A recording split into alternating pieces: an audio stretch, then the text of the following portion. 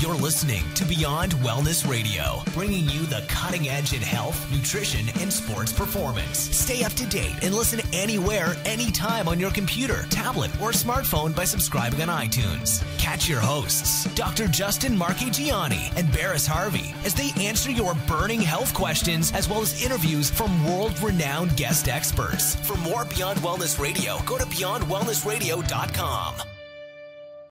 Thank you guys for tuning in to another episode of Beyond Wellness Radio. And today's awesome podcast, we're interviewing Ben Greenfield.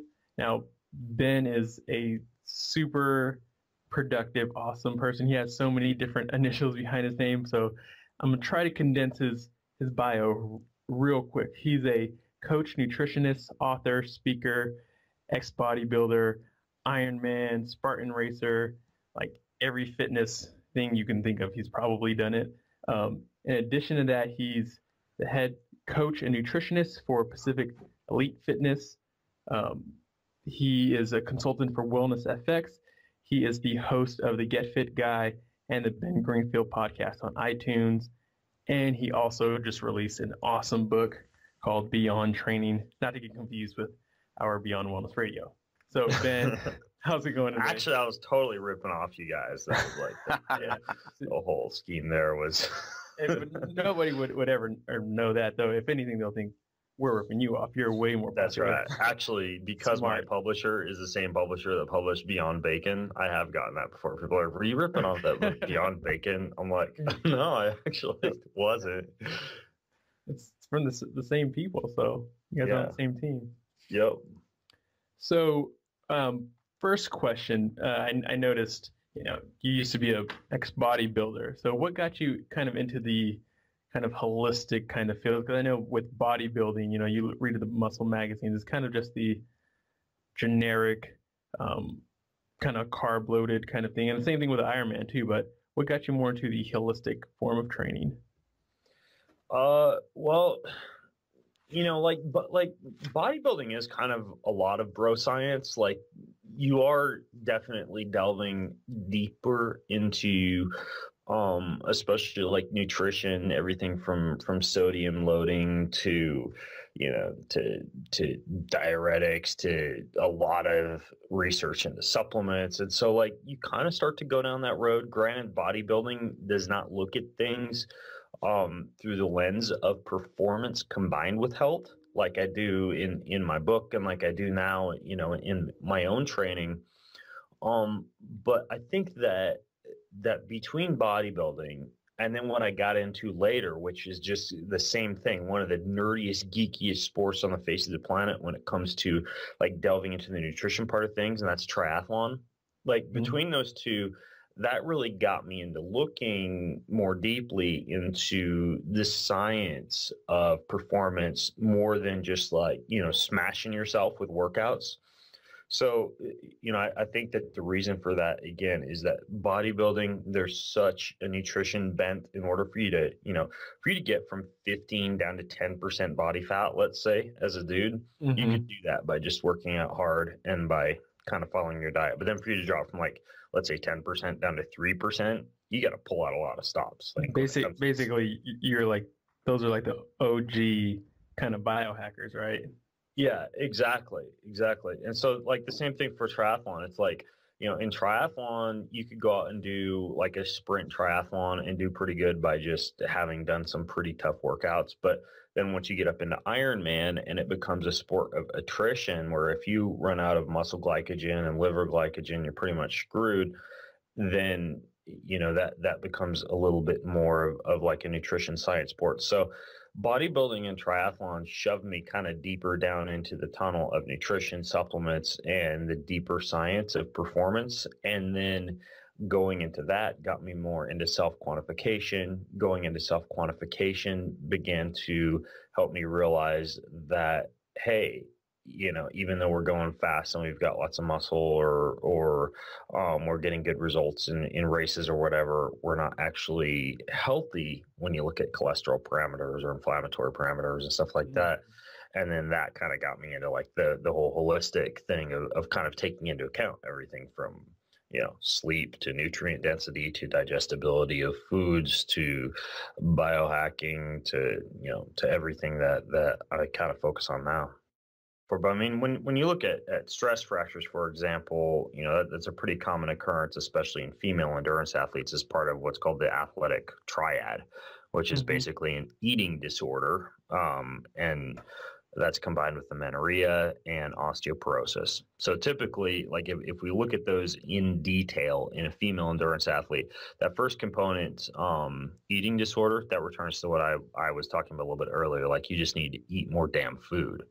Like so many, like let's use this example of like this whole ketogenic diet thing. Like so many women are like, oh, I'm going to do this ketogenic diet to lose weight. That's not really a weight loss diet. And a lot of times, like carbohydrate restriction especially drops so low on that diet that women kind of shoot themselves in the foot when it comes to creating basically like either nutrient depletion or carbohydrate depletion by focusing so much on this ketogenic diet, when all they really need to focus on is just eating a lot of food when they're hungry, if they're like a hard charging female endurance athlete, and trying to skew a lot of it towards fat, but not focusing on like the ketosis per se. When you look at the next part, amenorrhea, in most of the cases of like female athletes, it's usually due to pregnenolone steal and low progesterone from too much of cholesterol and steroid precursors getting shuttled towards cortisol formation. And so in the case of that, it's a combination of eating a lot of fat, getting a lot of vitamin D, eating a lot of calories, period, and then focusing on decreasing cortisol using some of those methods that I talked about earlier. The other part of this, osteoporosis, when you look at that, a lot of times it's just straight up mineral depletion. So what I mean by that is, when you're constantly perspiring through your inspiration and expiration, and also through your sweat, if you are eating a standard, fruit and vegetable based diet, just because of the leaching of minerals from modern farming practices, you're not getting typically as many minerals as are necessary to help you out with bone density. And so, most female endurance athletes, in addition to decreasing cortisol, increasing fat intake, increasing overall calorie intake, I usually really encourage the use of like sea salt, mineral supplementation, things of that nature to help out with things from that standpoint. So those are some of the big wins when you look at that. Yeah, that sounds great. I wanted to kind of go onto a tangent for a bit. We're talking about some of the metabolic processes, and now I wanted to kind of shift over because I hear you talk a lot about endurance, because you're an endurance sport athlete, of course, but you have such a wealth of knowledge. And one thing that I've only heard you talk briefly about is more of the fast twitch kind of athletes. And now that you're kind of shifting into the Spartan racing, I know that might play in a little bit more. So a question that I wanted to go into, some of the sports performance kind of thing, is what are some of the best ways to improve speed? I know speed is one of those things that people just say, you're kind of born with it. You either have it or you don't. Can you possibly increase your speed like a significant amount, like someone can increase their strength or their mass? Oh yeah, I mean, you can absolutely increase your speed, but really the biggest thing, or the biggest kind of like misconception that I find, is that people they tend to focus on more like kind of like 400, 800 meter distance, 1 to 2 minute efforts for speed, very glycolytic efforts, when really like speed is more about, it's about almost like patience when you're trying to tap into that phosphogenic energy pathway that relies primarily upon the splitting of creatine phosphate for very short efforts that are, usually under 20 seconds in duration and at a very, very high turnover. So when it comes to training speed, we're talking about short, quick efforts with low amounts of resistance or force that you're working against, with very long recovery periods. And that's hard for a lot of just like exercise enthusiasts to wrap their heads around, because when you're trying to get fitter or faster, you just think you got to be huffing and puffing and breathing hard and feeling the burn the whole time, when in fact, there's no hydrogen ion accumulation when you're tapping into your creatine phosphogenic pathway. There's very little fatigue from like a musculoskeletal standpoint when you're primarily just taxing your neuromuscular system, and it's just a totally different type of workout. So, what I mean by that is like a speed workout might be that you're doing, a set of depth jumps, maybe some single leg plyometrics and some quick, very, very short overspeed treadmill or downhill repeats. And it's really not that taxing of a workout. You're just focusing on from a metabolic standpoint. It's taxing from a nervous system standpoint, but not a metabolic standpoint. So you're basically just trying to increase turnover, decrease ground contact time, and increase your ability to tap into that phosphogenic pathway. And it's a style of exercise that's commonly neglected. I mean, even when you look at it from like a professional sports level, I'll see still a lot of coaches, like strength conditioning coaches, saving these type of workouts for like when the day's metabolic conditioning is over. When in fact, and I talk about this in my book, like if you want to get faster, if you want to get fast feet, if you want to get fast nerves, if you want to get quick reaction time, you do that stuff when you're fresh, and preferably also when your reaction time peaks during the day, which is typically between 4 and 6 p.m. in the afternoon.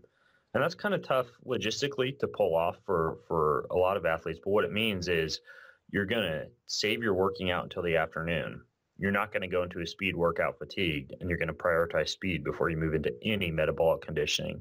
So if you're looking at this from like, let's say like, we're right in the middle of like the World Cup soccer. So, or we're leading up to it. So let's say that like a soccer team is prepping for something like this. Well, ideally what they would do is they go in, you do your warm up, you do your foam rolling, then you do all your speed protocols, and then you move on into your metabolic conditioning and scrimmage and practice and that type of thing. So it's just kind of a matter of priority and a matter of knowing the right way to stack your sets and your reps, and then make sure that you do speed with a low amount of resistance. So typically, if you're doing speed protocols, you shouldn't be using any more than 10% of your total body weight. So if I'm going to go out and do, let's say like squat jumps for speed, then I'm 180 pounds. So I might be using, at most the bar, and that's it. So, so speed is an interesting animal. I think a lot of folks kind of misunderstand how to train it properly. So everybody out there listening, don't throw on a 40-pound weight vest and at the end of your workout, try to run the entire football field. Yeah, that's not speed. I mean, that's all metabolic conditioning. Yeah. Interesting. Good points, Ben. How do you incorporate some of Jay Schroeder's work with the, explosive dynamic isometrics or altitude drops, or even just isometric training? How do you incorporate that into your workout routine?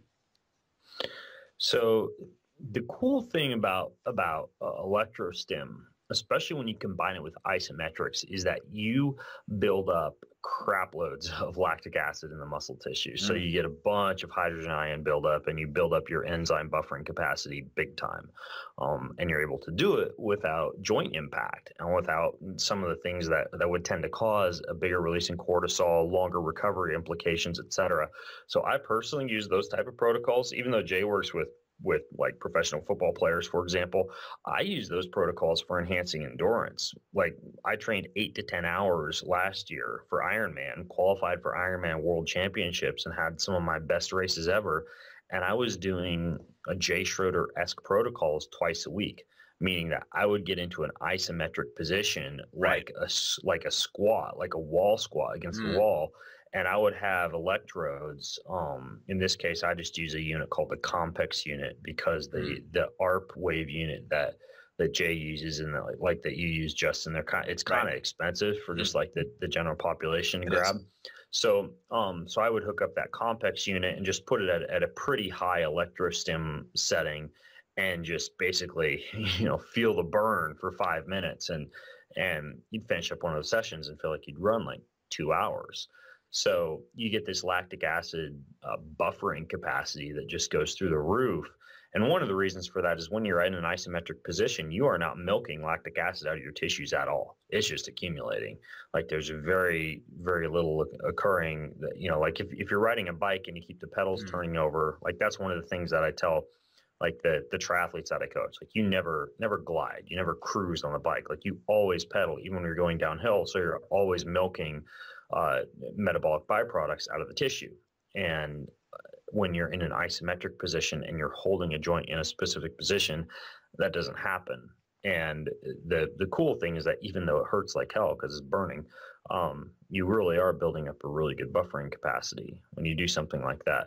So, I mean, you can do just isometrics, but when you add the electrostim in, it just gives this compounded effect that is great for squeezing a lot of training into a short period of time. And I got to the point where when I would travel through airports, like I would duck into like don't tell any of like the folks in the airport with kids this, but I would duck into like the family restroom and just like hook up the electric. And I would do like 15, 20-minute protocols where I do like a push-up hold, squat hold, and lunge hold with the electrostim added. And, then I travel with these little action wipes so I can wipe off the sweat and everything when I finish. And, I could be traveling internationally and get like a killer workout in doing something like that. So I like it as a biohack to really tap into a ton of fitness in a short period of time. That's great. And for everyone listening at home, that's Ben goes into detail on that topic right there in chapter 4 of his book.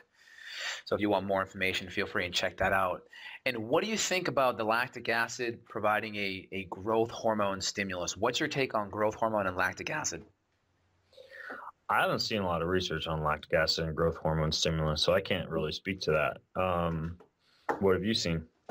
I mean, Charles Poliquin talks about that in a lot of his training where, and I think Doug McGuff has mentioned some stuff, creating that lactic acid does provide a strong growth hormone stimulus. I've seen that in a handful of places. I'm just not sure if you had any personal experience with that. You did have an interview with, forgetting his last name, it was Peter with NASA, and he has the Vasper systems, and it's oh yeah, and it's kind of that idea of like holding the lactic acid in place while you're doing an exercise to release more growth hormone. So well, it's interesting because one of the other things that can increase lactic acid buildup is like a short hypoxic state. And there is some pretty good evidence out there for hypoxia-based induction of DHEA and growth hormone. And I actually do that in my recovery days. Every Wednesday, I do a hypoxic session in the pool where I'll do 20 repeats of underwater swimming for as long as I can go, holding my breath until I literally am about to pass out. And it's very, very low impact. Like it's like you recover from that workout super duper quick. The only thing that's really taking a hit is your lungs. But I do that because of that research I've seen on DHEA and growth hormone release related to hypoxia. So yeah, it's possible that a big part of that is because of the increased lactic acid that accumulates in the presence of low oxygen. Interesting. Yes. And can that have a similar effect with EPOC, like after your exercise, when you get into that state where you're kind of like really reaching for your breath, that type of exercise, post-exercise oxygen consumption, can that have a similar stimulus? I don't know, because that it's a different feeling. Like like just like breathing hard after your workout, it's a different feeling than what I would consider to be true hypoxia, where it's like, like going blue in the face, holding your breath type of thing. Probably a closer analogy to that would be like using, for example, like an elevation training mask during a workout, or using like I've got a device out in my garage called a Hypoxico, which decreases the partial pressure of oxygen in the air and can, you can like put it next to a bicycle or a treadmill and it will simulate you exercising like 18 to 20,000 feet. And the interesting thing about that is it's kind of hypoxia, but it's also decreased partial pressure of oxygen. So you also get increased production of erythropoietin, so which is a red blood cell precursor. So that's kind of a cool little toy to have around if you want to say compete at altitude or increase your blood's oxygen carrying capacity. Yeah, and speaking of hypoxia training, you talked about the elevation mask, which I guess technically isn't really doesn't change the partial pressure like the other device you have, but kind of is more of a resistant breath kind of training thing. So I have one of those and also a power lung, but I've been using it during some of my practices, during some football practice running routes in the beginning, and actually getting pretty fatigued quickly at first, but it makes training without it so much easier. Could you talk a little bit more about, because I think that's an easy first step for people because it's not that expensive. Like I think it's 80 or 60 bucks, something like that. Can you talk about the elevation mask and how you might use it in your training? Yeah, the elevation mask, like you say, it's just resisted breathing. Really, it's not reducing the partial pressure of oxygen. You're just kind of having to breathe through a smaller hole. You know, it's like breathing through a straw. So there are a variety of applications for something like that. I mean, my favorite way to use it is to just I don't do as many short, quick exercise sessions with it as much as I will ruck with it, meaning I'll put on a weight vest or a weighted backpack and do a hard hike in the hills wearing the elevation training mask. Mm-hmm. And the thing I like about that is I can take my kids with me and take my kids out on a hike. And whereas normally going on a hike with your kids, my kids are 6, that'd be really easy, but it turns into a hard workout. The other thing that I like to use it for, because I'm really focusing on slow controlled breathing anyways during mm-hmm. this, is yoga. Just because I find that it takes something like yoga and turns it into a little bit more metabolically demanding type of routine. So I've used it for that. There's a lot of people that like to use it for, kind of like you're doing, like running routes or, doing like a burpee based workout or mm-hmm. kettlebell swing, stuff like that. The only issue I've found with that is sometimes I have trouble focusing on quality of form when I feel like I'm going blue in the face. And maybe mm-hmm. that's why I like doing it better with things that don't require as much quality attention paid to biomechanics. But, if you're able to maintain good biomechanics and good running form and all that jazz while you're using it, then, it's definitely got some application there too. Yeah, definitely when the form starts to go down, it's all right, let me take this off of my face so I can breathe and actually focus a bit. And same thing with a weighted vest, which is probably not that much heavier, just like a 12 to 15 pound kind of thing, just for some added resistance. But yeah, definitely, like you said, not to kind of throw you off and just start making your form horrible, because then you'd kind of you'd be actually going backwards and training yourself to do the wrong things. Yeah. And Ben, I also see you write a lot about doing a lot of your endurance work, but you're going into ketosis. And I noticed that you said that you can keep your carbs even upwards of 100 to 150 grams of carbohydrate and still be in ketosis. And most people, if they're familiar with ketosis, that's basically your body burning more fat for fuel. And typically, like in an Atkins type of world, that's keeping your carbs below 20. But Ben has experience keeping his carbs much higher. Can you talk more about that? Well, yeah, it's just this paradox between trickle-down health information coming from people who might be, no offense, wandering around Whole Foods doing yoga, 3 times a week versus people who are out there really exercising hard. Like my experience primarily, like my background is working with athletes, with people who are really going out there and doing some pretty tough stuff, in many cases, most days of the week. And when you look at somebody like that who is going through that amount of energy, they can get away with a lot more than the average person can when it comes to things like carbohydrate intake or even total calorie intake. And when I do blood and breath ketone monitoring, when I'm in the throes of Ironman training, I can maintain ketosis on a very high level of carbohydrate intake because I'm simply using all that carbohydrate very rapidly for formation of ATP. And elevations in blood glucose really are pretty slight, just because glucose is disappearing from the tissue so quickly when you're exercising, especially if your primary carbohydrate intake is coming during periods of time when you have a really high upregulation of non-glucose dependent insulin or non-insulin dependent glucose transporter pathways, meaning that you're really, not putting much of a strain on the pancreas. Glucose is getting shoved into muscle tissue or liver tissue very, very quickly because you're exercising and because you're very insulin sensitive. And so when you look at a situation like that, I mean, you can even get as high as 200 grams of carbohydrates on a tough day. And, the understanding there is that, depending on like the training program that you're doing and what you're eating during exercise, sometimes half to 3/4 of that is just stuff that you're taking in during exercise to support, the day's fueling. And, in a situation like that, there's very little happening in terms of elevations in blood glucose, and you can still stay in a very concentrated form of ketosis. And, all the more so if you're using things like medium chain triglycerides and things that are going to keep ketones elevated. Interesting. Great. I'm going to switch gears here for a second because Ben does a lot of work with functional medicine. He works with Wellness FX, blood panels, and does consulting, I think, across the country, international. Well, I work primarily online. So yeah, like I do most of my consults via Skype and over the phone. That's cool. And in Ben's book, he talks about parasites, and he talks about the experience of him getting 1 or 2 different parasite infections. Can you go into that and how that affected your performance?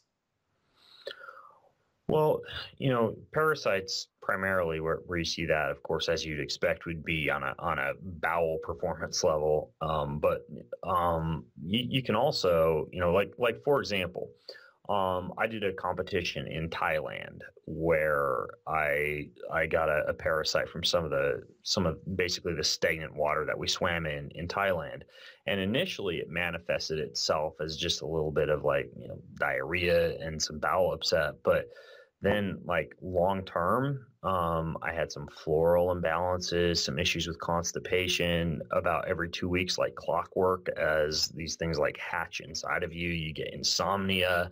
And so there's some pretty nasty things that happen. And interestingly, I test a lot of triathletes, especially, and a lot of them wind up with parasites related to fresh water, like the type of parasites that you'd find in fresh water, or water dwelling parasites. And I think that, a lot of times when you're looking at gut issues, leaky gut, stomach problems, bloating, poor sleep, those type of things that you tend to see a lot of times in athletes, and in this case for triathletes, in a lot of cases, it can be a parasitic issue. And there are different things that you can use. In my case, I used a Chinese herbal extract that was primarily a base of berberine and the Ayurvedic herb complex triphala, and that was and has been pretty efficacious for me for knocking out a parasite.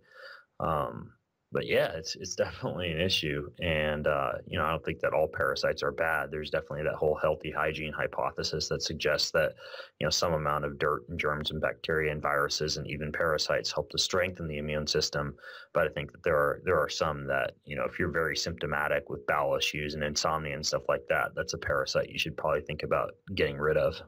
Absolutely. And I work with patients all over the world as well. And I see good amount of these parasite infections, they don't even have gut symptoms along with it, which is pretty crazy. I mean, just seeing brain fog or hormonal issues or just lower performance, because they can just be that kind of silent energy suck out of your adrenal glands, where it just lowers that cortisol, decreases your ability to recover, kind of drains down your sex hormones a little bit. And that's interesting that you had that in your book and then you had an experience with it. Very cool. Yeah.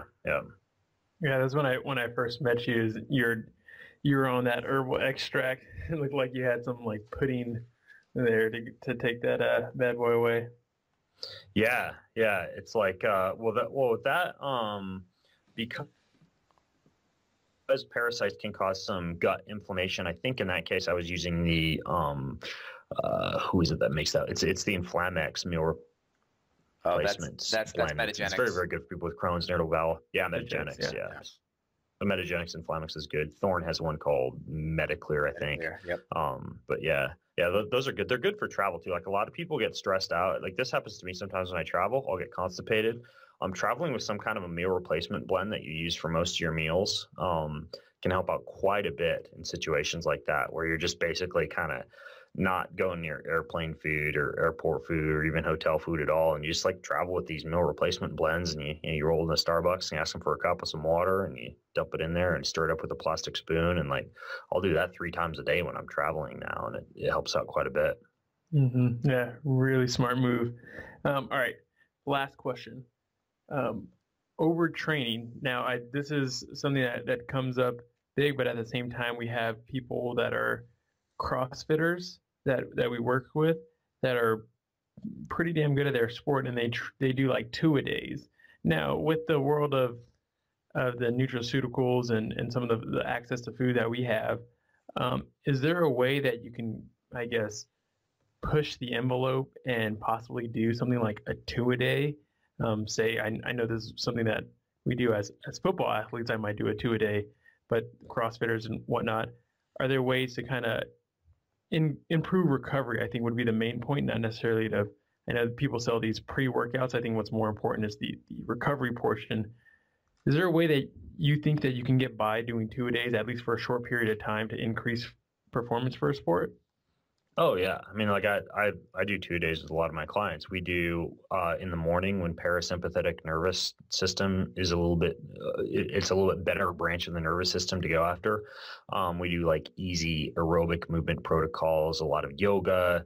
We'll do foam rolling, inversion, just like a lot of the stuff that's a little bit more like deep restorative exercise.